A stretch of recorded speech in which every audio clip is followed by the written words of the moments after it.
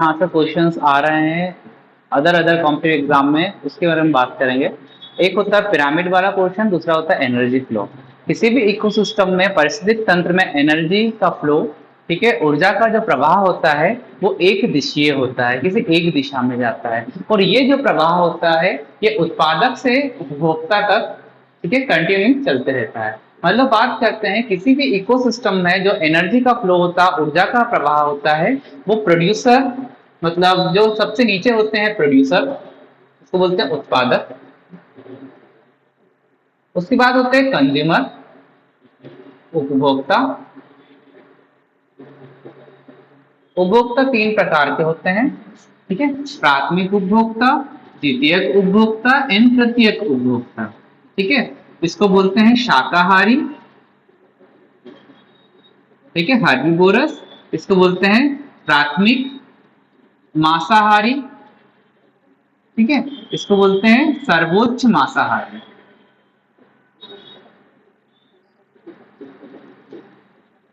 ठीक है, इसको हिंदी में इंग्लिश में क्या बोलेंगे? प्रोड्यूसर, कंज्यूमर, ठीक है, इंग्लिश में बोलेंगे। इसको बोलेंगे पहला हार्बिवोरस, प्राइमरी कार्निवोर एंड सेकेंडरी या टॉप कार्निवोर। ठीक है, किसी भी इकोसिस्टम में जो ऊर्जा एनर्जी का प्रवाह होता है वो प्रोड्यूसर से लेके टॉप कंज्यूमर तक जाता है। मान लो ये सन है, इस सन से पीएआर आ रही, पीएआर जो बोलते हैं इसको बोलते हैं फोटो एक्टिव रेडिएशन, जो कोई भी प्रोड्यूसर रिसीव करता है। ठीक है, प्रोड्यूसर ग्रीन प्लांट ने इसको रिसीव किया। मान लो सन ने हमें 10,000 किलो कैलोरी एनर्जी दी। इस प्लांट ने लगभग सिर्फ 1,000 किलो कैलोरी एनर्जी ली, पर ये 1,000 किलो कैलोरी एनर्जी इस प्रोड्यूसर के लिए 100% के बराबर थी, मतलब वो इतनी ही एनर्जी यूज कर सकता था। उसके बाद इस प्रोड्यूसर से इस प्राइमरी कंज्यूमर ने, ठीक है, प्राइमरी कंज्यूमर शाकाहारी ने फिर 10% एनर्जी ली, मतलब इससे कितना लिया? 100। अब जो 100 लिया, 100 इसके लिए सफिशियंट था, मतलब 100 इसके लिए फुलफिल था। 100 इससे 1,000 सिर्फ 100 लिया, पर शाकाहारी के लिए पूरा सफिशियंट था, 100% के बराबर था। अब इससे सेकेंडरी प्राइमरी कार्निवोर या प्राथमिक मांसाहारी या सेकेंडरी ट्रॉपिक लेवल पे गया ये, तो उसने सिर्फ 10 एनर्जी ली, ठीक है, 10 किलो जूल एनर्जी ली, पर इसके लिए सफिशियंट था। और सर्वोच्च तक जाते जाते सिर्फ 1 किलो कैलोरी एनर्जी ऊपर तक गई और इसके लिए ये सफिशियंट थी। ठीक है, तो आप हमेशा देख रहे हो कि हर एक टॉपिक लेवल में 10% 10% 10% एनर्जी क्या होती जा रही है? कम होती जाती है। तो इसको बोलते हैं 10% एनर्जी का रूल, या हर एक टॉपिक लेवल में एनर्जी का सिर्फ 10% ही ट्रांसफर होता है। ठीक है, तो एनर्जी की दिशा कैसी होती है? एक दिशीय होती है हमेशा, और एनर्जी का कितना ट्रांसफर हो रहा है? सिर्फ 10% ही किसी भी इकोसिस्टम में, किसी भी ट्रॉपिक लेवल पे ट्रांसफर हो रहा है इसको। ठीक है, तो आप लोग बहुत अच्छे से ध्यान रखिएगा। और इसका ऑर्डर क्या होता है? प्रोड्यूसर से लेके टॉप कंज्यूमर तक होता है। ठीक है, एनर्जी का ऑर्डर, एनर्जी का फ्लो। दूसरी बात करते हैं ट्रॉपिक लेवल बोलते हैं दोस्तों, जब जो प्रोड्यूसर होते हैं उसको फर्स्ट ट्रॉपिक लेवल पे रखते हैं, मतलब पोषक स्तर बोला जाता है। जो प्राइमरी कंज्यूमर होते हैं, मतलब प्राथमिक उपभोक्ता, उपभोक्ता, इसको बोलते हैं सेकेंडरी ट्रॉपिक लेवल, मतलब T2 ये T1। और जो सेकेंडरी कंज्यूमर मतलब द्वितीयक जो उपभोक्ता होते हैं उसको बोलते हैं T3। और जो तृतीयक उपभोक्ता होते हैं, ठीक है, तृतीयक उपभोक्ता होते हैं, इसको बोलते हैं T4। तो आपको ये बहुत अच्छे से ध्यान रखिएगा, T3 पे कौन आएगा, T2 पे कौन आएगा। T2 पे आएंगे प्राइमरी कंज्यूमर मतलब शाकाहारी, T3 पे आएंगे प्राइमरी मांसाहारी, सर्वोच्च मांसाहारी T4 पर आएंगे। ये आपसे पूछ लिया जाता है कि भाई बर्ड, पक्षी किस ट्रॉपिक लेवल के अंदर आएंगे, तो किस पोषक स्तर के अंदर आएंगे, तो भाई T3 के अंदर आएंगे। ठीक है, मनुष्य किस पोषक स्तर के अंदर आएगा, तो भाई T4 के अंदर आएगा। ठीक है, फाइटोप्लैंक्टन मतलब पानी के अंदर जो घासें होती है उनको बोलते हैं फाइटोप्लैंक्टन, वो किस में आएंगे, तो वो T1 पे आएंगे। इस हिसाब से आपको अच्छे से ध्यान रखिएगा, याद रखना। ठीक है, ट्रॉपिक लेवल, पोषक स्तर। अब एक बहुत खास क्वेश्चन मुझे पढ़ाना है आपको, इसको बोलते हैं ट्रॉपिक लेवल, पोषक स्तर। ठीक है, क्या बोलते हैं? ट्रॉपिक लेवल, पोषक स्तर।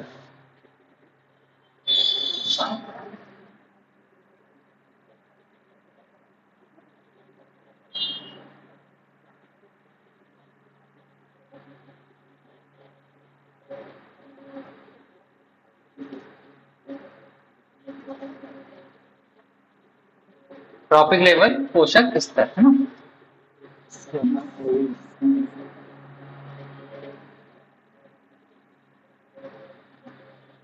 पोषक स्तर के अंदर हम बात करेंगे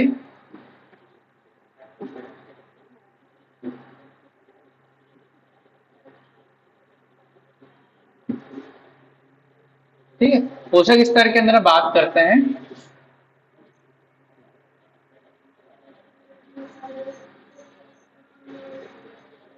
तो पहला है, तीन टाइप के पिरामिड होते हैं दोस्तों। ठीक है, पिरामिड जनरली आप सब देखते हो, इस टाइप के स्ट्रक्चर को बोलते हैं हम लोग पिरामिड। ठीक है, क्या बोलते हैं इसको? पिरामिड बोलते हैं इस टाइप के स्ट्रक्चर को।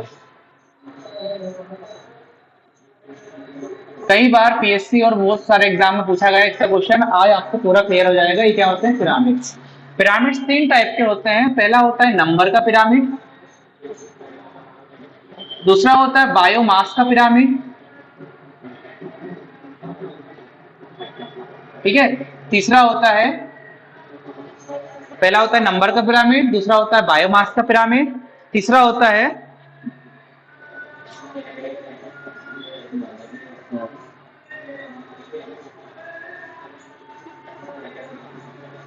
ठीक है, एक मिनट मुझे ध्यान आ रहा है। पहला देखते हैं हम सबसे पहले नंबर का पिरामिड। नंबर के पिरामिड की बात करते हैं कि मान लो एक जंगल है, जंगल में सबसे ज्यादा नंबर में क्या होंगे? पेड़ पौधे होंगे। जंगल में सबसे ज्यादा नंबर में क्या होंगे? पेड़ पौधे होंगे। तो पेड़ पौधों के नंबर सबसे ज्यादा होगा। ठीक है, पेड़ पौधों को खाने वाले शाकाहारी एनिमल होंगे, उसके नंबर थोड़ा कम होगा। शाकाहारी एनिमल को खाने वाले प्राथमिक मांसाहारी, ठीक है, ये T1, ये T2 और ये T3, इसका लेवल नंबर और कम होगा। सर्वोच्च मतलब एक जंगल में शेर तो एक दो ही होते हैं, तो उसका वो T4 पे जाएंगे। तो इसका पिरामिड बनाऊंगा मैं, तो पिरामिड देखो इस टाइप का बनेगा, ये इस टाइप का पिरामिड बनेगा। अब पिरामिड आप देखो सीधा बन रहा है, तो इस टाइप के पिरामिड अब बोलेंगे एक जंगल में जीव संख्या का पिरामिड हमेशा कैसा बनता है? सीधा बना। तो एक जंगल में जीव संख्या का पिरामिड हमेशा कैसा बना है? सीधा बना है। ठीक है दोस्तों, आसानी से ध्यान रखिएगा। कहां पर? एक जंगल के अंदर, जंगल के अंदर घास के मैदान के अंदर। अब एक पेड़ की बात कर रहे हैं, ठीक है, एक पेड़ पर संख्या का पिरामिड,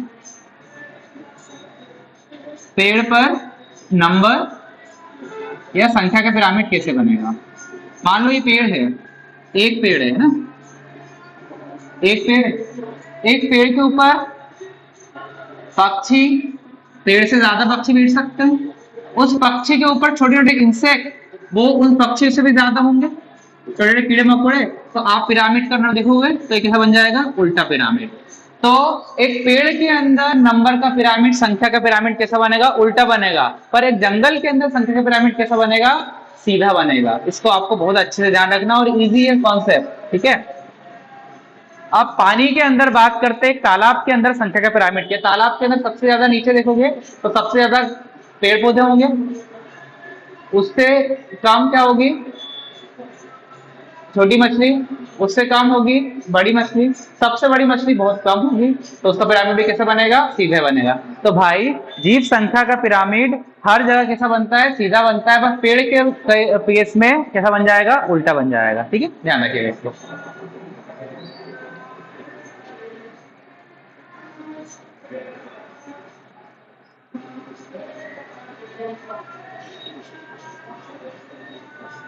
ठीक है, अब अगला पिरामिड कौन सा था? बायोमास का पिरामिड, जेब भार का पिरामिड। जेब भार की बात करते हैं, ठीक है, जेब भार की बात करते हैं तो भाई एक पेड़ के ऊपर जेब भार का पिरामिड। तो एक पेड़ का वेट सबसे ज्यादा होगा, उसके बाद पक्षी है उसका वेट कम होगा, इंसेक्ट का वेट और कम होगा। तो इसका कैसा हो जाएगा? सीधा। तो ध्यान रखना दोस्तों कि पेड़ का पिरामिड, पेड़ में संख्या का पिरामिड कैसा बनेगा? उल्टा बनेगा। और पेड़ के ऊपर जेब भार का पिरामिड कैसा बनेगा? सीधा बनेगा। बहुत इंपॉर्टेंट है। और जंगल का पिरामिड, जंगल में सबसे ज्यादा क्या होती है? घास होती है, उसका वजन भी सबसे ज्यादा होगा। उससे कम होगी शाकाहारी, उससे कम होगी मांसाहारी, सर्वोच्च मांसाहारी का वजन और कम होगा। वो हमेशा कैसा बनेगा? सीधा बनेगा। उसके बाद अगली बात करते हैं, ये पेड़ का पिरामिड हो गया, पेड़ का बायोमास, और ये क्या, जंगल का बायोमास। अब अगली बात करते हैं तालाब के अंदर बायोमास का। दोस्तों ध्यान रखना, तालाब के अंदर जो पेड़ पौधे होते हैं उनका वजन सबसे कम होता है, और जो बेल बड़ी बड़ी मछलियां होती है उनका वजन सबसे ज्यादा होता है। इसलिए तालाब के अंदर जैव भार का पिरामिड, बायोमास का पिरामिड कैसा बनेगा, उल्टा बनेगा। ठीक है, ये दो तीन चीजें आपको ध्यान रखना है, इजी है। ठीक है, अगली बात करते हैं एनर्जी का पिरामिड। जो थर्ड नंबर का पिरामिड इसको बोलते हैं एनर्जी का पिरामिड। एनर्जी हर एक इकोसिस्टम में एक ऑर्डर में जाती है, 10% के रूल के हिसाब से ट्रांसफर करती है। तो एनर्जी का पिरामिड हमेशा सीधा बनेगा, आपको ध्यान रखना, कैसा बनेगा, हमेशा सीधा बनेगा। ठीक है, बहुत इजी कॉन्सेप्ट है, अच्छे से ध्यान रखेगा। ये पिरामिड वाला पोर्शन हमारे यहाँ पे कंप्लीट होता है। यहाँ से कई एग्जाम में क्वेश्चन आते हैं, तो आप लोग बहुत अच्छे से पढ़िएगा। ठीक है, धन्यवाद, थैंक यू। हाँ।